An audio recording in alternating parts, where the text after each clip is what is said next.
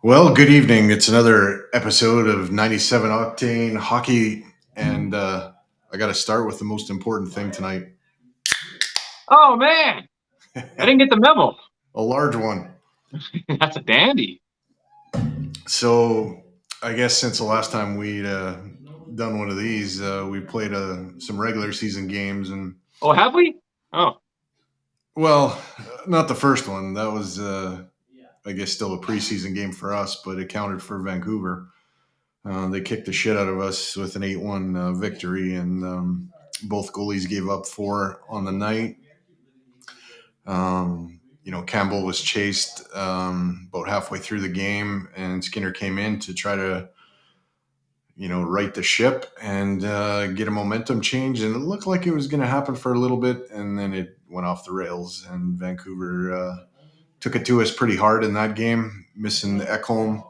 I think played a bit of a role, but even with him, I don't think we walk away with a victory. And I think that was proven, by Saturday night's home opener. Great start for us. I thought we played about 10 minutes of pretty good hockey.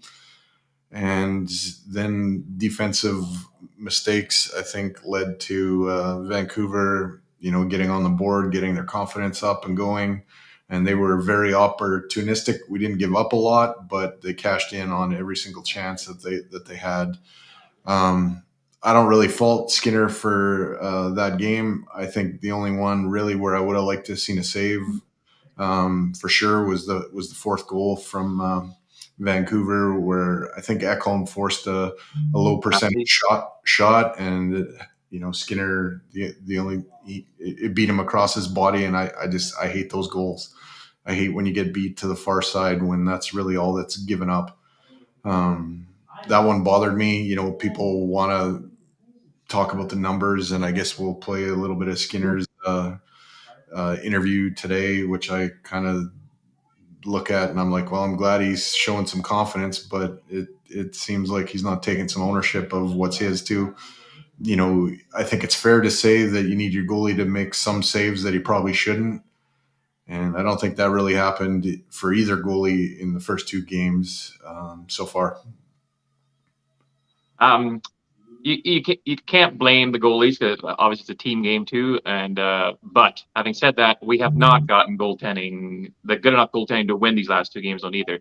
Like you mentioned, there's certain times you need a guy to come up with the big save, especially in crucial moments, and we weren't getting it. I actually thought Campbell looked pretty good that first game. He was square to the shooter. I seemed to be reading the play well, but one thing I did seem to notice is that he was struggling with rebounds. There were quite a few juicy rebounds, especially stuff that would sit loose right in the slot there for a while too. And because our defense was already having a pretty shit game that game, that stuff wasn't getting cleared. So that's a tough one to start, but it's tough to press any panic button. The same narrative 2 games in. I think the biggest disappointment is all the hype, all the anticipation, all these claims of or predictions and prognostications about the Oilers being the team to beat. And we all bought into it. We fed into it because we believe it. And I still do. it's just a really disappointing start to a season that has so much promise actually attached to it. Yeah, I thought we were going to come out of the gates better. I definitely didn't think we were going to get our heads handed to us in the first one, like we did. That was surprising to me, and after that, I mean, Vancouver kind of probably gained a lot of confidence, and we probably, although nobody wants to admit it, sunk a little bit. And I expected Saturday to kind of be what it was. I didn't expect us actually to win, but I expected it to be a better game. I Um, expected us to win, and I think we did the. I think we put out the effort to win. Like number one again. I actually thought this was kind of a weird thing for me in that game because defensively we were so hit and miss because we did keep them to minimal shots, and most of the shots they did get were from the outside that they were getting from bad angles. But then every time they had a grade A chance or they capitalized on a defensive miscue or our grade A chance to just go in, we didn't get the save that we needed, that sort of thing. So it's one of those things where, geez, we'd be so good, and then we just whenever we fell apart. Like you mentioned, the Canucks were opportunistic and just they put it in. yeah, the first two goals, the deflections basically from the top of the paint. No defenseman is in the vicinity to do anything about either one. Tie up a guy, cross check him, get him out of the crease, take a penalty, do whatever you got to do to, get that guy out of that prime real estate. None of that happened. A little later on, I think something was said because Nurse actually tied up Pedersen on a potential deflection try. He kind of tied up his stick, but then he goes ahead and decides to go crashing the net on a 5-on, you know, odd man chance. Fogel misses everything, couldn't piss in the ocean from a rowboat, and the Canucks turn it up ice and 2-on-0. People are faulting Skinner there, thinking that he should have got some of it, but on a 2-on-0, I mean, I'm faulting the other team if they don't score on it. Yeah. By that point, it's A 2-0 at the NHL level, you should always be scoring on. Now yeah, that was a 3-man error, that whole play. I mean, Fogel, that's a terrible miss going far side on a rush like that. And yeah, then you had both CC and Nurse jumping up. yeah, I know Nurse looked like he was the worst of all of them because he was right in the frame of the shot right when it happened. But in all honesty, like they both jumped up and it was an error on both their parts. I actually thought overall, well, number one, our CC Nurse pairing was the worst pairing that night. But I actually thought CC was just a little bit worse than Nurse because at least Nurse was throwing the body around where CC was standing around just watching a lot of things going on. I thought actually they had a decent night, except for that fucking play was No, terrible. I disagree. CC was standing around a lot. Seemed to be not engaged as much. He seemed to be waiting. He seemed to be waiting to react instead of act. Yeah, maybe there's a little bit of a nagging injury still there with him. Maybe he isn't 100% yet. He does look tentative to me at times. Um, He yeah, he had one good rush. He jumped up on the play nicely, and I kind of thought maybe that's going to be the switch that's going to get him back and engaged in this game, and they just kind of faded again. So yeah. Maybe before we get too far into this, I will play the Skinner clip here. Let me know if it's not quite loud enough. I can turn it up. It's always the start that people looking for years ago. What are you sort of sensing with your game? I actually feel really good. I thought both games, when I went in for Soupy, I thought I played a really good game, really good goals that were scored on me. Same with tonight. Definitely want to look back on the fourth one. I'm not really too exactly sure what happened, but something that I can look at and change. Besides that, the other three, I mean, pretty good goals. So I think my game. I feel like I'm in a really good spot. It's difficult when you're a goalie. Like people say, 16 shots and 4 goals, but there's 2 tips from the blue paint and a 2-on-0. Yeah. Do you feel like as a goaltender, when the number's 16, do you feel like you got to try to keep it below 4 somehow? Is it fair to say? Yeah, I mean, I think it's fair to say that you want to keep it, have good stats and look good for other people's opinions. That's all other people's opinions on goaltenders. Goalies know how to play, and numbers lie. And I thought I played well. Besides getting 16 shots, letting 4 in. I mean, happens, and I'm gonna grow and move on. Overall, you guys outshot him by like 25 shots. What do you think defensively of your team's performance? Defense, like for us, obviously there's things to kind of get better at, and like I can help with that as well. I think we collectively just got to get together and work on those things. I mean, offensively, like you can tell, we're incredible, right?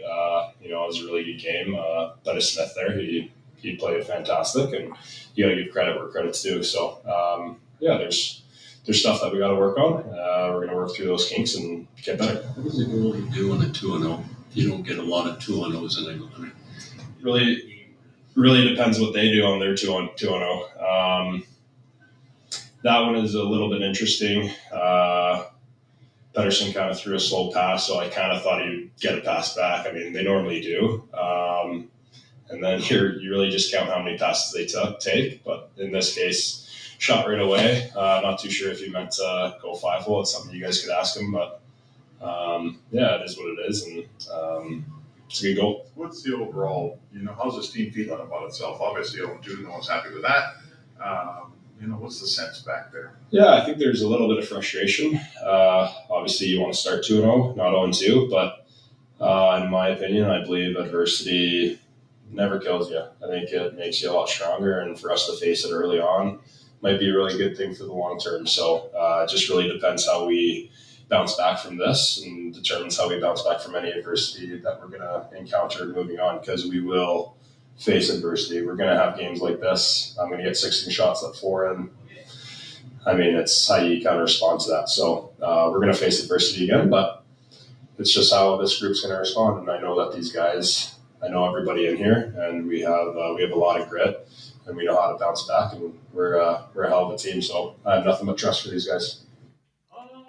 What do you take away from that one, Bobby?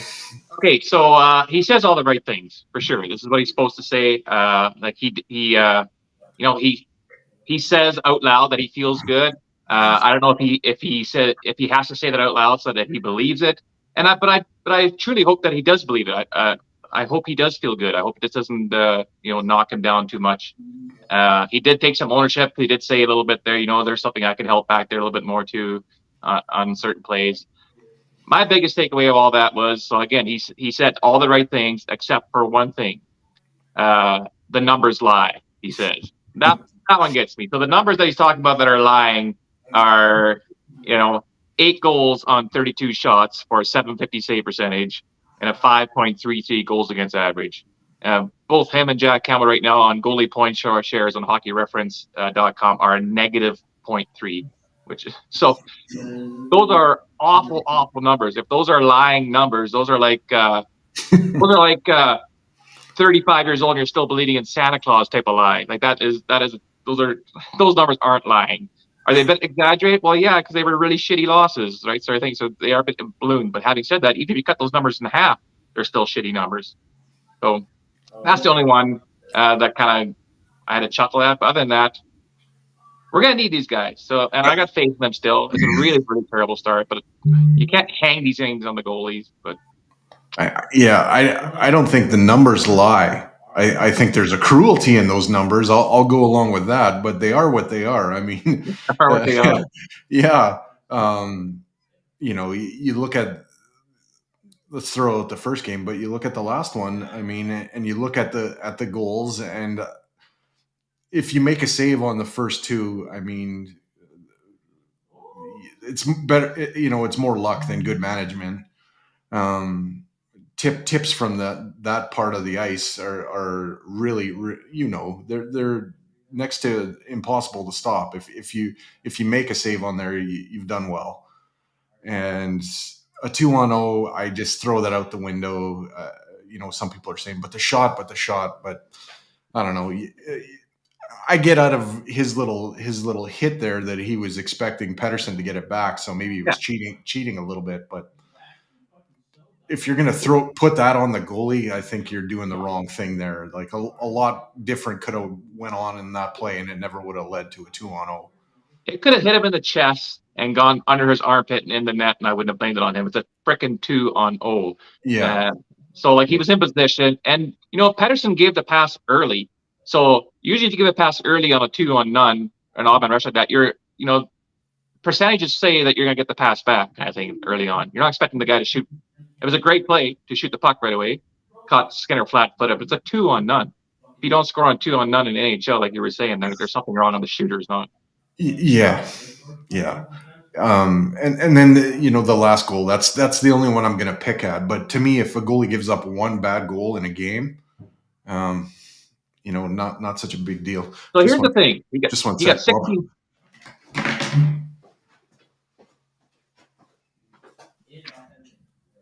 Yeah, door-to-door solicitor.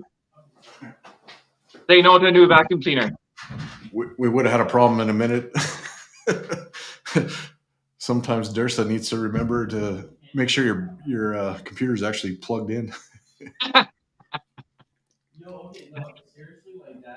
It'll work for a while, but then she'll die. I will say this. So 16 shots. That is, as a goalie, 16 shots is brutal. That's not a thing. Like when people say 16 shots, like he had an easy night. I'm telling you, 20 shots or less is a terrible night for a goalie. Like you're not in the game. You're not in the zone. You don't have the rhythm of the game or nothing like that. I'd rather get 50 shots a game than 16 shots a game because you're in that rhythm and you're in the flow of the game. You're in that zone. 16 shots, I'm telling you what, I'm that guy. For 16 shots, I'm looking for babes in the crowd, anything. I'm jealous of the guy in row 7 who's eating. Looks like he's got a delicious hot dog right now. It's tough to stay focused. I gained a whole new appreciation for Marty Brodeur when I understood what came with that position when I was playing, because he would get 20 shots or less in a game, but 4 or 5 would be 10 bell shots, and for him to stay focused that whole time to make that save when he needed to, I mean that's incredible. Yeah, you're doing the Patrick Wall. You're skating to center ice. You're stick handling around the whole team just to stay in it. I had to learn tricks to stay focused. Thankfully, most of the teams I played on were pretty shitty, so I would get 40, 50 shots a game. But on the nights where I would have a slow night, like 20 shots, I would try to find tricks to keep me focused. So I would start doing play-by-play in my head of the play going on, so I could stay focused on the game itself, right? So I think we've kicked that subject around enough. Quick point I want to make though. I couldn't help but notice, as we all did, the game that we're just pummeling Vancouver. Casey DeSmith puts on a Vezina-like performance. Where is Casey DeSmith on the tier of Vancouver goalies? We can't score on backups or third stringers or nothing. It's just another example where that's happening. Last year, we finished 3 games under 500 to backup goalies or lower, and now we start off again 0-1 against backup goalies. I would say that he made a couple of saves on Draisaitl on the power play that he probably shouldn't have. He was phenomenal. Victor Smith was phenomenal that game. He stole that game for sure. You don't get that bombarded in shots and not put the onus on the goalie for saying, you know what, you got us these 2 points. Which is kind of interesting because that goal that Nuge scored, I mean, he tore him to shreds. I mean, it was a perfect shot, but he made that look really, really easy. Yeah. Just walk in, roof it, and it's by him, and away we go, right? So, I mean, they still can score goals. It just gotta limit what you give up on the other end, and they did, but I don't know, like the Nurse thing, that's a brain fart. The other 2 are just blown coverage. Like, I don't know what's going on. Like, I don't think it should matter if you're playing a zone or a man. If you see a guy, in that paint area right in the middle, you got to get him out of there or tie up his stick so he can't do what was done back to back. And I hope Dave Manson goes through the tape with these guys and shows them, like, this is something we can't do. Like, that part was bothersome because this is basic shit, like really elementary basic shit. We got to get a grasp on that before you try doing anything that's more complex. Well, it's funny you say that because in game 1, I thought Kulak was probably our worst player in game 1 because he was playing beer league defense. Like he didn't touch a guy. He was swinging a stick at the puck randomly and just wasn't engaged at all. And again, of course, he didn't cost us the game. It's definitely a team loss, but he stood out to me as a guy who just was not in that game at all. I think I'll play Kane's clips and then we'll move on to Nashville. This is Evander from today. It's kind of comical, and it's not too terribly long. So Just a thought of Andrew. Just you guys liked your game on Saturday. You didn't get the result you want, but can you build off that going into the run? Yeah, I'd say we like parts of our game. I thought we did. I don't know if we could have done any worse, but we did a lot better than we did the night before against those guys. So, but at the end of the day, we gotta not expect to score 5 or 6 goals every game to win. We have to limit goals against and be a little bit harder in certain areas. Generating a lot of chances. It's just a matter of trying to vary some of those. Yeah, and I know we had 40 shots or whatever it said, but I really think we could add more. And we spend a lot of time, I think, on the outside. I think we have to really start to penetrate the middle of the ice, especially in the ozone, and get pucks there to create some more great scoring opportunities. If you end up on this line in Draisaitl if you practice today, what parts of your game do you kind of need to make sure you have rolling when you're skating with those two guys? I mean, I played with them together the last couple of seasons, and we seem to all work well together and know how each other's play. And I think we can hopefully generate some more opportunities off the rush. We haven't had too many odd man rushes in these first couple of games, so hopefully come over zone clean, come through the neutral clean, create some stuff off the rush, and obviously when we get into their the other team's end, just being harder around the net and getting open for those guys. Vander, outside noise. How are you guys handling the 1-2 start within the group? I know it's just. I know we're dead last in the league, 32. Sky's falling. It's no, I know there's. I know. Trust me. I see it. I've been out around town, and but I think again we're 2 games into the season.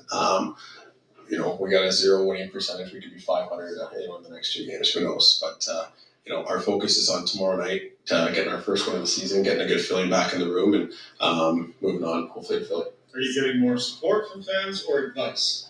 Oh, no. I mean, we're only 2 games in here. So not looking ahead to next year yet? Sorry? Not looking ahead to next year yet? No. Is that just the market, right? Like if things have gone well, they're planning to great. If things go badly, you're on the floor. Yeah, I mean, we understand the expectations, the excitement, and obviously the desire to win in this city, and we all feel the exact same way. And I think the community, the fans understand that we as players feel that exact same way, if not more, and want to put our best foot forward. It's not going to be perfect every night. It hasn't been perfect these first 2 games, but we look forward to getting better as the season goes on. Some players don't like that fishbowl. Others really embrace it. They think it's good keeps everybody sharp, keeps it. So what's your position? I love playing Edmonton. So I played in a fishbowl. I wouldn't consider Edmonton a fishbowl, but it's definitely a passionate hockey market, and it's fun to play for. T.S. Ekholm's kind of in the same boat. He came here from somewhere else and very quickly sort of embraced the community. Yeah, I mean, as a hockey player, you want to have that pressure. You want to have that type of fan base that backs you and that desire to win, not just within our own team, but within the community. I think it just drives you as a player and as a group to be your best every single day. And we embrace that for sure. You never panic over it. sorry, there's Kaner's comments. I thought it was kind of funny. What's your take on our power play so far?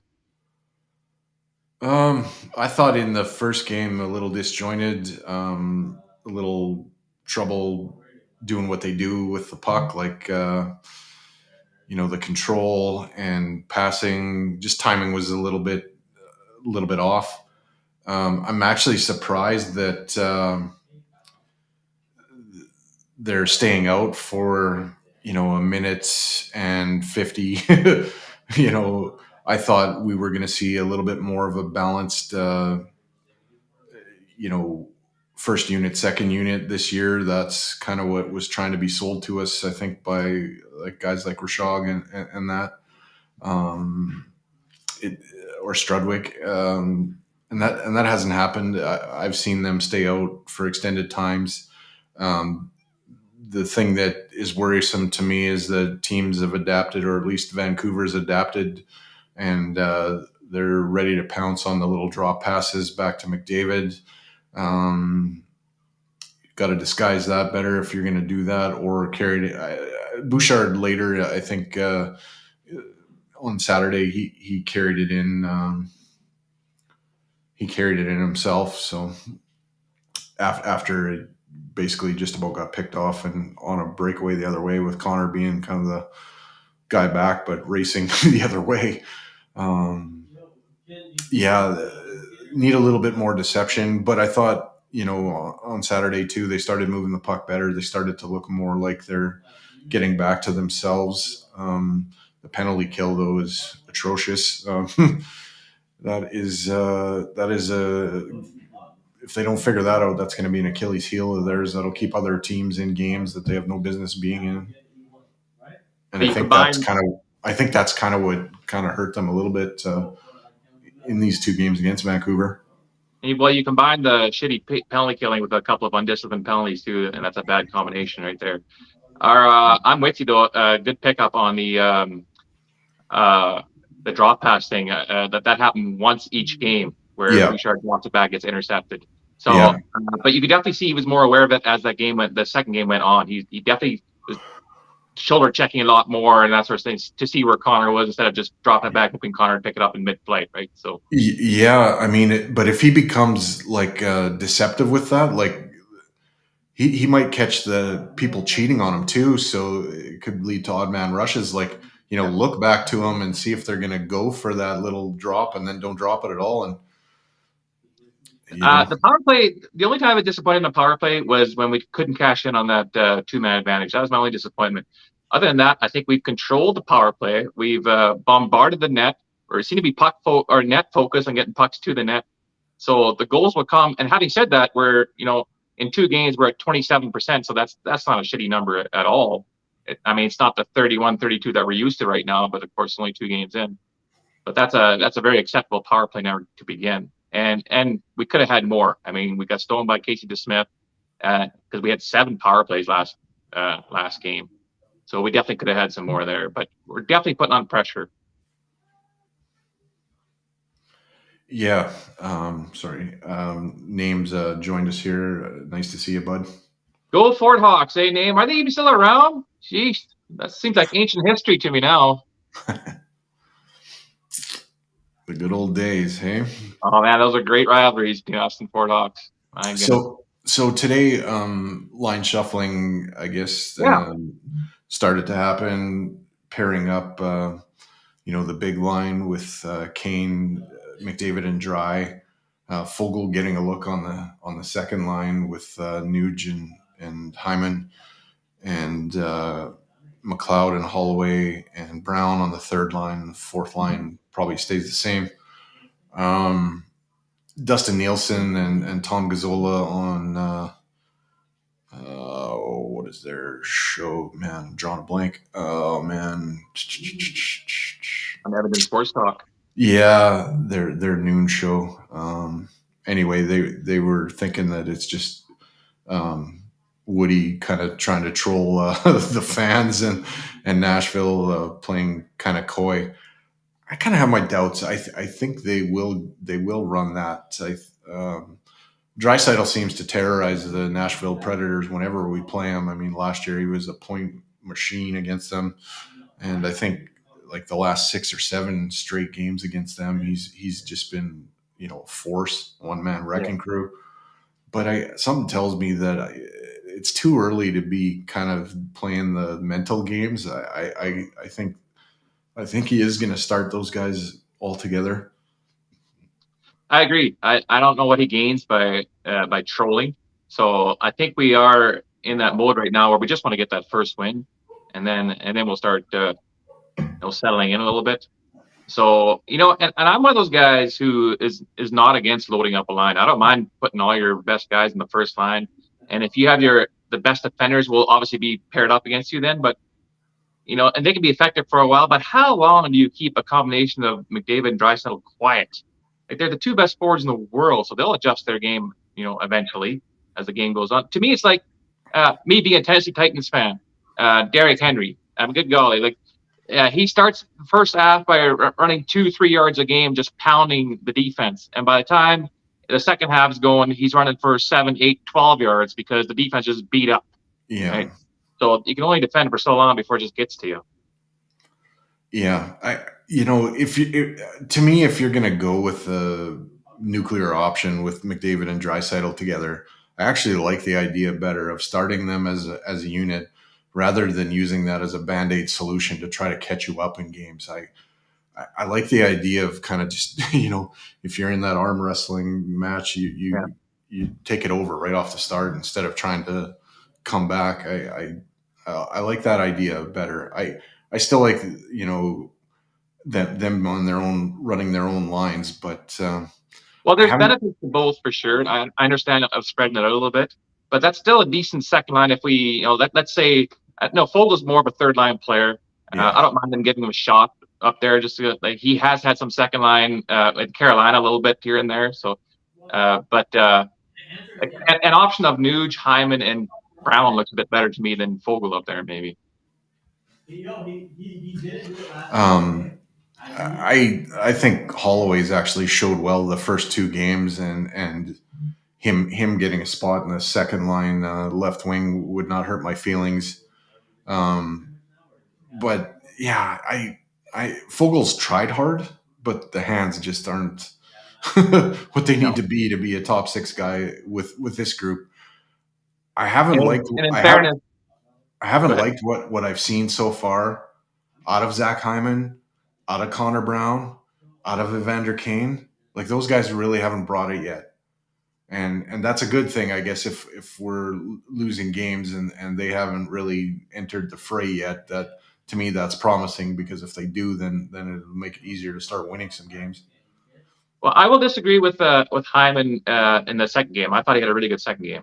He was definitely part of the problem there in the first game, like a lot of guys were. But I thought he actually had a really good second game. But I am totally on board with your diagnosis on Holloway. I thought Holloway was our best player in game one, really. Yeah. And he also showed the no die attitude by blocking that shot there at 7-1. Like, there was no quit.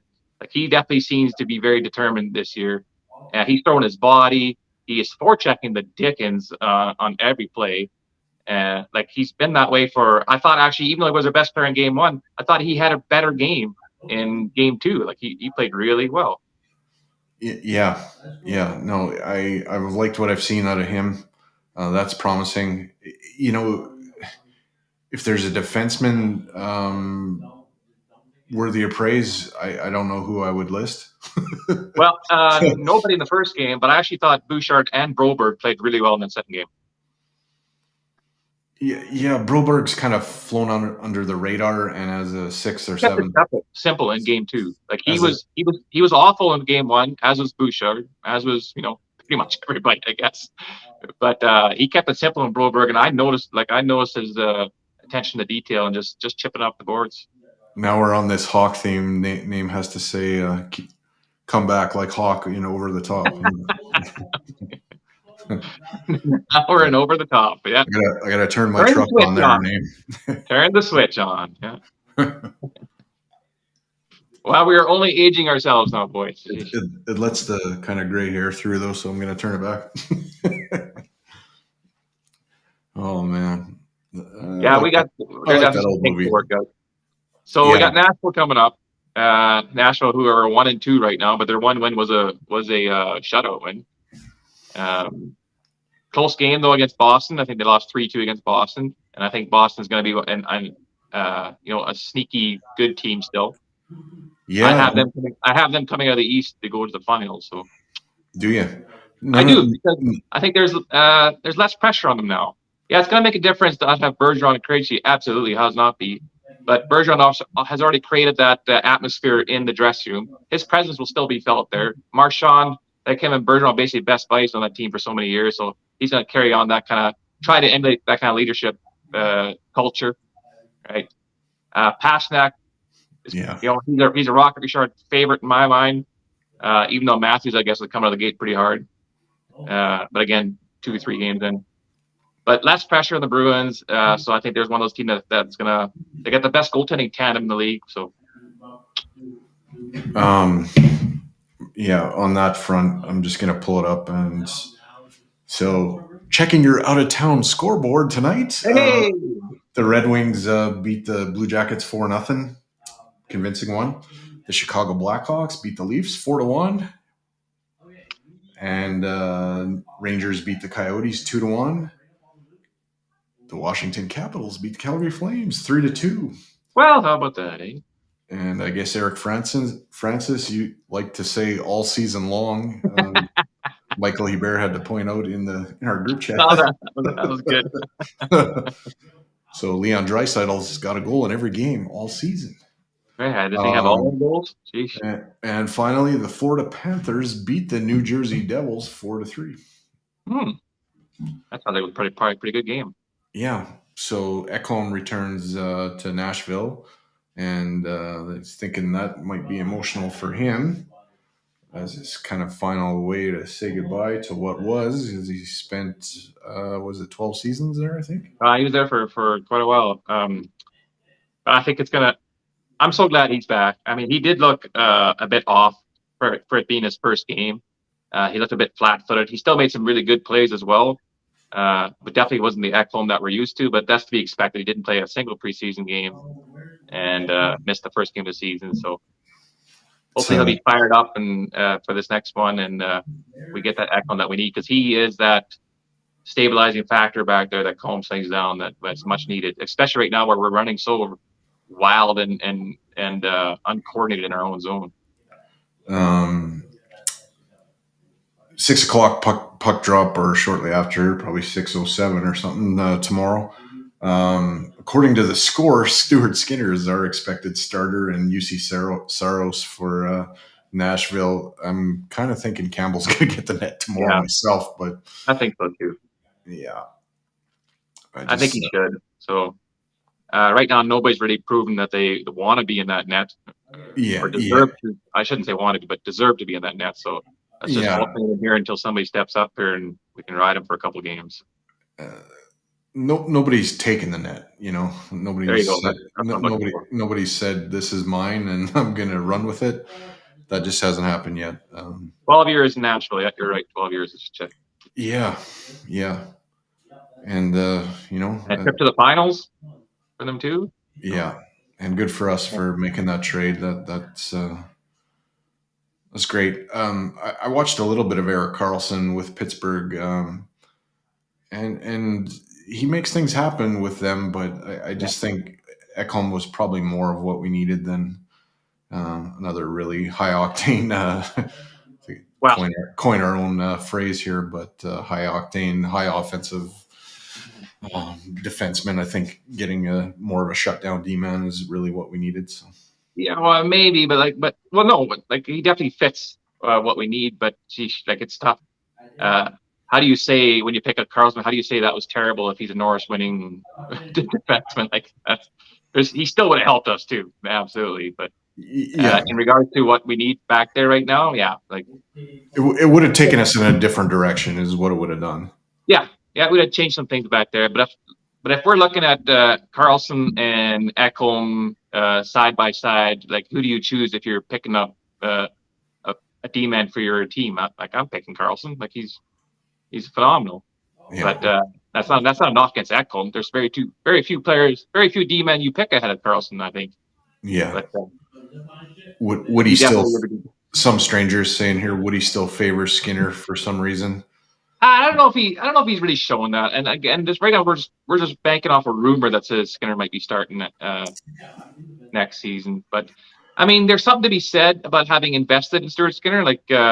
Woody has known Stuart since the beginning of his professional career. There's a longer relationship there, yeah. But I think he's smart enough to. He's going to do whatever. He's going to do whatever it takes to win. I think in the playoffs, I think it was a little bit of damned if you do, damned if you don't. Whether you want to think of it or not, there's a certain amount of Woodcroft being in the hot seat.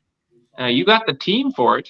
Now we need to guide the team for it, right? And if Woody isn't the guy, he might be safe. Don't get me wrong. I'm not trying to create any controversy there, but there's going to be whispers, right? There already was last year when they got knocked out. There was whispers about Woody not being the right guy. Yeah. There's pressure. There's pressure being the Oilers head coach. For sure. And, LA or Vegas proved that you can win without having a a flat out number one goalie, right? Yeah. Absolutely. And like he isn't even flat out number one now. Like him and Thompson are sharing the net. And Thompson was in the All-Star game last year, so he was red hot until he got hurt, and then they had to go by goalie by committee after that. So, if you buy into some of the rumors too, it's we're going to go into Philly, we're going to play the game, and then we're going to walk Carter Hart to the plane to come home with us. I do find it interesting. I saw there was a rumor from a pretty credited source. Oh my goodness, who was it now? But I guess the Oilers did look into either Linus Ullmark or Jeremy Swayman during the summer. Out of Boston, so, yeah. So there is, obviously that's they weren't happy with the way things ended goaltending wise in the playoffs. I think that may have been more of a coaching situation on how the goalies were handled overall. But I guess you're always looking to improve your team in every position that you can. So you're going to check into a team because let's face it, Swayman and Ullmark are probably both number one goalies. Swayman could be a number one goalie somewhere else, probably for that matter. So you're going to look to see whether those guys would fit what you have in mind for your team. Just to give people a bit of a heads up, next week it looks like we're going to get Sabres Bunny from Twitter, Jill, to join us, and she'll hopefully have a Sabres win, and we'll have some Oilers wins to talk about next week. So that's kind of what it looks like. She was going to join us tonight, but came down with a pretty significant illness, and she just had a baby too, and the baby's sick too. So they're both sick, and so we just wish her well, and we'll have her next week. She knows her shit, and she's a big Rasmus Dahlin cheerleader, and I look forward to that conversation. I think for the most part on Mondays we'll do kind of recap of the week, and there's not that many conflicts where there's a game on the night that we're supposed to go on Mondays, so it works good. If we play an Eastern Conference team out east, we'll do post-game shows on Mondays, and if it's a later one here on the West, we'll go before it, and we'll stick to Mondays. I'm not sure what you're doing Thursday night, but I might be down with chatting post-game there, or I think there's a Winnipeg on Saturday night, maybe after that. So do a little bit of post-game stuff as well. It's going to be a fun season, a little doom and gloom here to start, but they'll shake it off and they'll get going.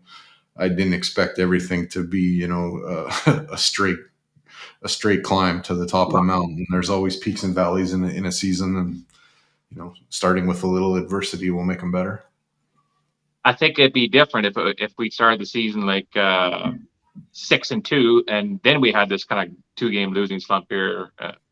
But just the fact that we start the season that way, 8-1, that's our biggest thrashing we've gotten since Connor McDavid's rookie year.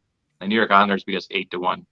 So, that's a pretty significant thrashing now, because he's been here now for a while.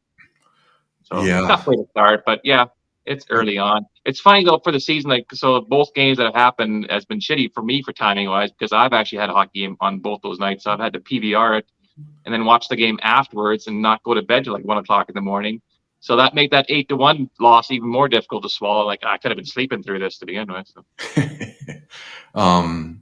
I remember in 2006, I actually went to a game with Chad, and we were sitting behind the Oilers net, and they were playing the Avalanche, and it was 7-1 for Colorado, and Ethan Morrow scored to make it 7-2 late in the third, and the fans actually booed the goal. The other fans booed the goal. It was sarcasm. It was like the Bronx cheer, the Yankees. But that team went on to Game 7 on the Stanley Cup Finals. So. Yeah, the lowest seed team in the playoffs, I think, that year was definitely out of the West. So that was as Cinderellas go, that was a Cinderella run for sure. But yeah, we made it to 11:59 as Cinderella that night. And again, it's not necessarily the best team that wins. It's just the team that gets hot at the right moment and finds a way to win.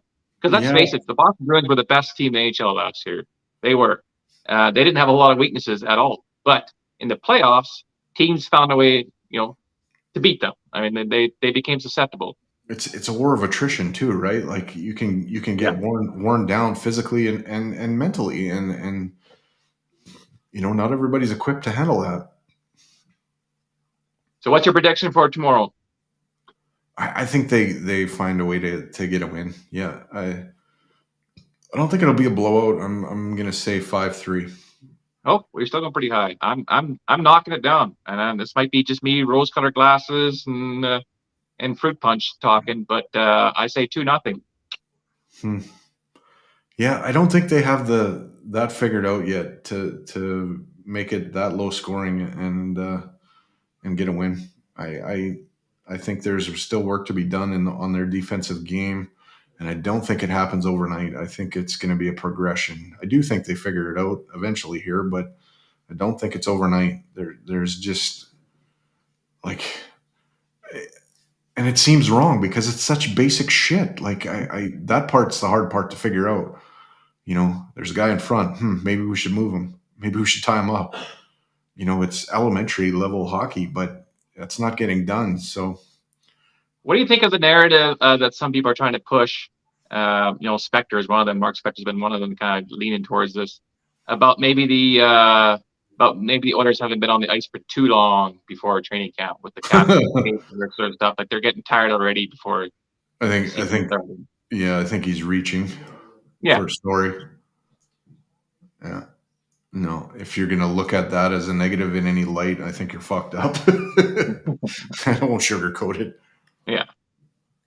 And it wasn't even like the captain skates aren't intense skates. I mean, they do a couple of drills and then do some scrimmages, but it's not like they're going balls to the wall. It's just to get their legs going, get ready for training camp, and then put on a good camp. So, this is a good comment here, but those Canucks were quite strong. I almost think if there was a lot of emphasis put on by Tocchet on us, and if they face another team, they might not be quite as well prepared, but they seem to have a pretty good game plan. They seem to be ready for that drop pass from Bouchard, like they were targeting that. They knew it was coming, and it wasn't well disguised by Bouch, but they knew what to look for. And were primed and ready for that. They, I don't think their game was all that sophisticated, but they came at you. They came at you with speed. I think they're a better team than they were last year. I think they've made improvements. I think there's guys on that team now that have a bit of a chip on their shoulder and they're tired of the suck, so they want to do something about it. It'll be interesting to see what happens when Vancouver plays a different team, because maybe they put all their bullets into that gun to be able to fire at us and have nothing left. We'll see. I think you're bang on the point of Tocchet prepared these guys for the Oilers. I think Tocchet recognized what a boost it would be to the team, to the whole franchise, to even like the first game, to win that first game against a Stanley Cup favorite team. What that would do for the confidence of your team, right? Yeah. So he had them prepared to the hilt for that team, and I wouldn't be surprised at all if for the last week of training camp they were preparing for how to play against the Oilers and how to play against McDavid and Draisaitl, especially on the power play and what have you. And they carry that momentum. Not necessarily the second game; they won the second game, but the Oilers they dominated. So this is a bonus for Rick Tocchet. Rick Tocchet couldn't have had a better start to the season than having 2 wins against the Stanley Cup favored Edmonton Oilers, including an absolutely massive blowout in Game 1. I gotta push back on this, but I'll show you the comment here. He says, "Yeah, I hope they take it to other teams too." Not me. The hate for Vancouver is pretty strong. Like them and Calgary could lose the rest of the year, and I would be perfectly fine with that. Well, I do think in my preseason predictions, I don't have the Canucks making the playoffs. I do have them fighting for that last wild card spot. I think it's going to be very, very tight race for the last 2 wild card spots, or for 2 wild card spots. I think the Flames are going to surprise this year, and I hate saying that, but I think they're going to surprise a little bit how they're going to do this year. And I'll push against you there. I think Vancouver is a better team than Calgary. I expect bounce backs from Huberdeau. He's a top 10 NHL forward. Markstrom is a top 10 NHL goalie. They both had off years last year. Their defense is rounding into form a little bit. Mangiapane was off last year a little bit too. So I just see them, having a pretty good step forward.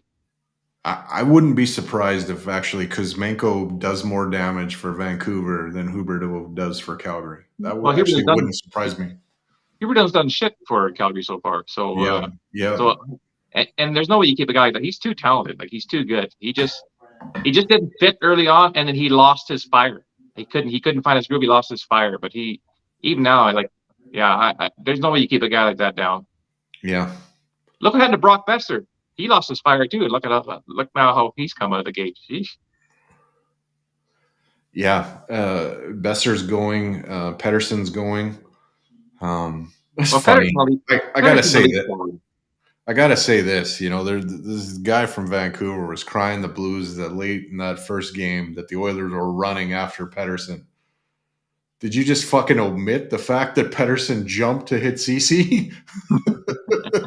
Like, don't cry about your guy getting run when he's doing running, like in a hockey game. That bothers me. That's like, oh man, it's like you're playing junior B and the guy's running around just trying to hammer everybody, and then other people start going after him.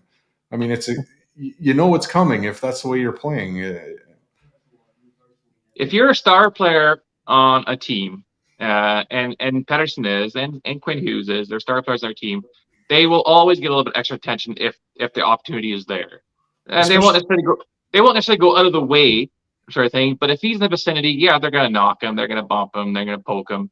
Like it's happening to McDavid, it happens to Draisaitl, it happens to Crosby, it happens to McKinnon, it happens to McCarr. That comes with the territory of being one of your players that carries the team. And you know that shenanigans are going to start to come when the game gets out of reach, right? Like,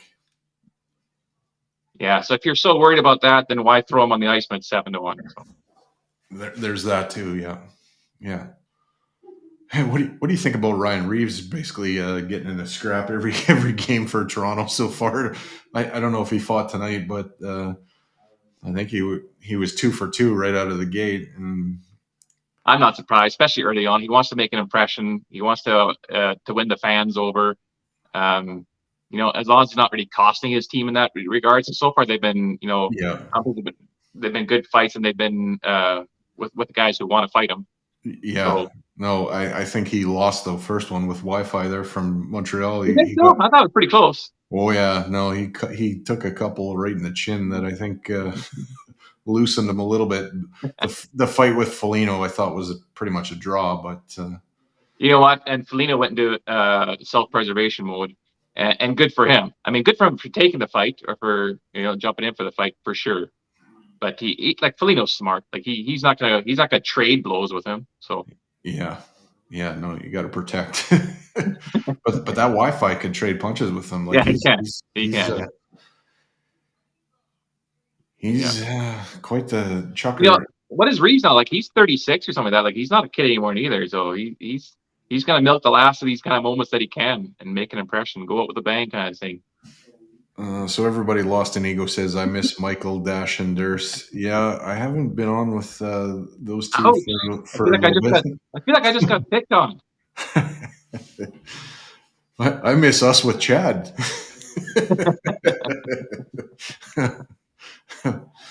Oh, we got to dunk on the guy when he's not here. It's the best time. I mean, he did that. He did that to you when you lost your service there that one night. He's like, "This is the best Bob's ever done." Well, this is probably the best episode I've ever done with Chad. So tit for tat. He's never sounded more intelligent to me than right this minute. Yeah, but I'll need to get some of my boosters on here to put some good feedback about me in there. I just got singled out. Like, geez. Mom, are you watching? Say something good, Mom. Are you watching? You could phone a friend. I got no friend to call. Oh man. So predictions on the road trip? We got Nashville and Philly. Well, these are on paper. These are teams that we should be beating, but so were the Canucks, right? So thanks, Massacari. Is that how you pronounce it? So yeah, these are games that we should be able to use to build momentum. these are probably also teams where you can probably make a mistake or two and shouldn't cost you as often as it against the Canucks. They don't really have the firepower the Canucks have. I mean, you can make an argument about Forsberg for Nashville, and you'll see off the back end, but Philadelphia doesn't really have anybody that strikes a lot of fear in you. Having said that, these are also good games to round into form, right? Find your rhythm, find your style, or make a statement. This is what your style is, and find your game. Yeah, I think we'll win both on the road, and then it's going to be a tough one against Winnipeg at home on Saturday. Yeah, Winnipeg's another team that I think is going to surprise some people. I still think they're capable of a playoff spot. They got a good core. Scheifele, I guess, said on Got Your Back that after he signed his contract, he slept for 10 hours that night. So seems like he's got a weight off his mind, and he might be a force again. The guy definitely can play, and he's got a bit of an edge to him. And yeah, I'm still kind of a little bit in shock that Winnipeg seemed to resurrect what they got going on there. And if Angel's listening, I think maybe one of the problems in Winnipeg was Pierre-Luc Dubois. And congratulations, LA, you've got him now. Well, I will say this for LA: if they're to get the best out of Dubois, they have to do it in this first year, because Dubois always seems to do well with the first year that he is on a team, and then he gets kind of complacent after that. So you have a motivated Pierre-Luc Dubois right now. You take advantage of that, because when he's motivated, he is an elite player in this league. But there's so many times he just takes a night off when he's just not feeling it, right? Yeah. And the fact that he's requested a trade on every team he's been on is kind of a red flag as well. Also, today a little blurb came up on one of my notifications that there's goaltending troubles in LA. Well, like we didn't see that coming. Yeah. Like, you're hoping for Copley to find the form he did last year, but what he did last year was an anomaly as well. Like, he's been a career minor league for the most part. When he's been up in AHL, he's been a backup. And Talbot is inconsistent at the best of times. When he's on his game, yeah, he's fine. When he's on his game, he can do what Aiden Hill does. Yeah. He's probably a better goalie than Aiden Hill is when he's on his game, but he's just so inconsistent with. When Cam Talbot's in a groove, he can be an elite goalie, but it's just being in that groove that sometimes is a mystery on how to get him there. Yeah. I agree. And to begin with, he hasn't been in that groove. Any final thoughts, Bobby, and we'll call her a day? Go Oilers! You kidding me? It's been a really shitty way to start the season, that's for sure. But I know, I work with a guy who's a diehard Leafs fan. He works basically right beside me, and so there's a lot of trading of bars back and forth. And of course, I got to hear about how Matthews has got 6 goals in his first 2 games, and Leafs come flying out of the gate. But I'm not too concerned. Not the start we wanted, but there's no way we don't find a game with the 2 best players in the AHL. I keep reminding myself of that, and that gets me fired up again, because we get to watch them do their magic tomorrow night, and we get our first win. Yeah, I mean, even a losing effort, watching Draisaitl and Nuge and McDavid work on the power play and that is a treat. And just watching them in open ice, I mean, just so gifted, the things they can do with the puck. So Draisaitl was our best player yesterday, or the last game. He played elite. He really did. Yeah, he seems to have that little bit of chip on his shoulder already. And I noticed in that game, there's some games where he's not 100% engaged, and he was fully engaged in that one, and aggressive, and just after it. We've switched, from 9 o'clock to 8 o'clock for these on Mondays. Got some people, I guess, out in Eastern Canada that doing 9 o'clock is 11 o'clock for them, and a little too late when we're ending at midnight. So, dialing it back an hour has kind of appeased them. I hope this works. This time slot works for everybody out west here. It seems to work for me. It's good. I can get done and kind of get my 16-year-old to be son to bed and organized and all that. Appreciate everybody for listening. And either Thursday or Saturday, I think we'll do post game. If Bobby wants to jump on with me, if he can, that would be cool. I'll check out see what I got going on. Hopefully, I'm not playing that night again. Thanks everybody for watching, and keep your sticks on the ice. Keep reaching for the stars. Go Oilers, go! And hopefully, we are talking about a few wins come Monday for sure next week. Good night, everybody. And now for everybody's favorite cool down music.